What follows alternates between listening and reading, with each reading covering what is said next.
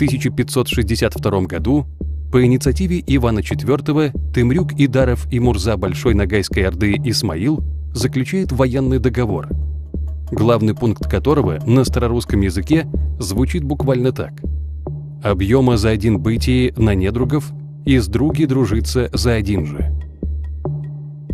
3 ноября 1562 года посланец Ивана IV Григорий Плещеев и 500 стрельцов прибывают в Астрахань, где их встречает князь Темрюк. Там же к ним присоединяются 5 казачьих атаманов со своими сотнями. 6 декабря они прибывают в Кабарду. Театр военных действий 1562 года разворачивался в условном треугольнике Эльхотово, устье реки Сунжи, Дарьял. Первый удар, судя по тексту летописи, приняли на себя зависимые от князя Пшапшика-Кайтукова селения в районе Эльхотова. Основной военной силой в походе на ингушской территории, судя по информации, оставленной сказителями в песне «Мехканан», были войска ногайского хана Исмаила. Отряды князя Темрюка были в сравнении с ними в гораздо меньшем числе. Воинский контингент Московского государства в этом походе выступал в роли артиллерии. Возможно, что именно наличие артиллерии в этом походе привело к таким масштабным разорениям в течение сравнительно небольшого периода времени – 11 дней.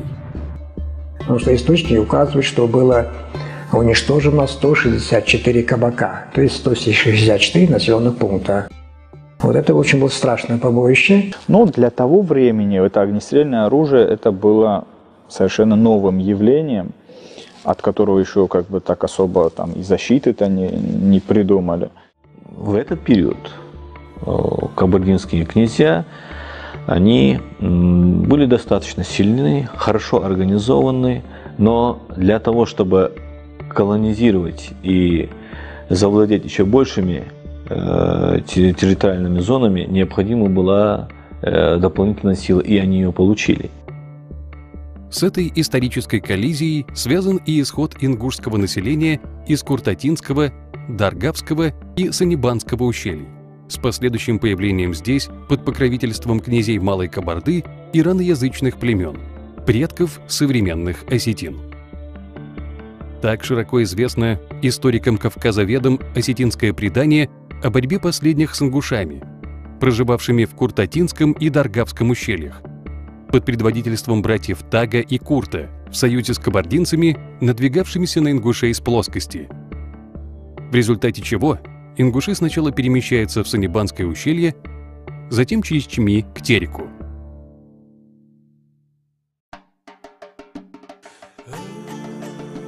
Один из пиков горного хребта Цейлуам – Галахой-Луам. Именно здесь, спустя какое-то время после войны 1562 года и гибели Бячи Евлоева-Хучбара, произошел знаменитый сход ингушей, на котором произошло одно из важнейших событий в жизни народа – очередное объединение ингушских обществ. Начинался новый поход на плоскость, но уже ингушский. Весь удар должен был нацелен быть на Тарскую долину в районе Ангушта. Поход должен был выступить всех, кто мог владеть оружием. Были определены маршруты, какие отряды, кто куда должен ударить одновременно. Джайраховцы и мецхальцы двинулись к Ангушту по правому берегу Терека. Чулхой и Фяппи пошли через перевал Герчош. Часть Галгай двинулась на Ангушт по тропе близ Кулай-Луам. Другая часть вместе с Сорой отправилась вдоль Асинского ущелья и ударила на Ангушт со стороны Ахки-Юрта. Островицы подключились, потом ударили со стороны там Дяттара. Сражение длилось несколько дней и завершилось победой ингушей. И после этого ингуши оттуда не уходили. Так была вновь отвоевана долина Ангушта, древнейший очаг расселения ингушей на плоскости, известная сегодня как Тарская долина. В 1745 году грузинский историк Вахушти Багратиони в своем труде «Картлиц Сховреба» так описывал Ангушт и его жителей-ингушей. А к востоку от села Глигли находится ущелье, речка которого истекает из Срединного между ним и Пангисы Кавказа. Имеется в виду река Гулейхи.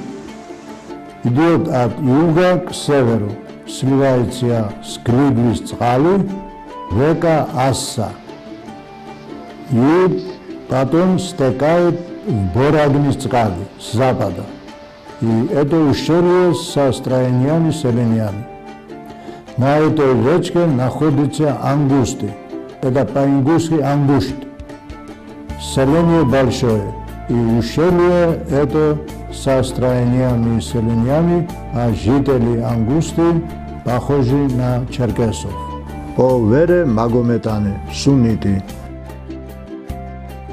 Осваивая Тарскую долину в северном направлении, жители Ангушта основывают селение Шолхи в ее противоположной оконечности. А в 1770 году Иоганн Гюльденштедт описывал уже 24 ингушских селения, располагавшихся у выхода рек Сунжи и Камбелеевки из горных ущелий, сгруппированные в две колонии. Большие ангушты с центром в селении Ангушт и малые ангушты с центром в Шолхе. В 1781 году подполковник Леонтий фон Штедер в округе Малые Ангушты насчитал 200 ингушских семей и отмечал, что одна лишь эта колония, благодаря ее мужеству и силе нации, могла держаться, сбрасывая при каждой попытке кабардинцев налагаемое ярмо. В 1760 году подобный набег отразили и жители Ахки-Юрта. В документе 1756 года, составленном русскими миссионерами, в числе посещенных ими селений упоминаются и другие селения, причисленные ими к Ингушскому округу. Джайрах, Хонская деревня, селение Тейпа-Ханиевых, Тарская деревня, поселение Тейпа-Таршхоевых. Именно к названию этой деревни восходит современное название долины Ангушта – Тарская долина.